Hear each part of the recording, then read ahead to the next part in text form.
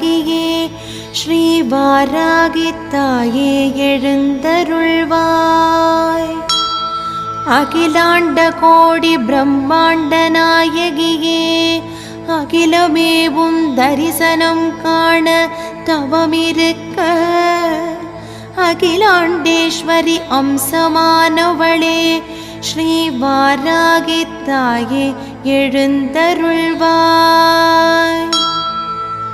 பாலும் தேனும் மாதுளம் பழச்சாரும் பரிவோடு கொண்டு வந்தோம் உந்தனை நீராட்ட. பஞ்சமி நாயகியே ஏற்றருள் புரிந்திடவே ஸ்ரீ வாராகித்தாயே எழுந்தருள்வாய்.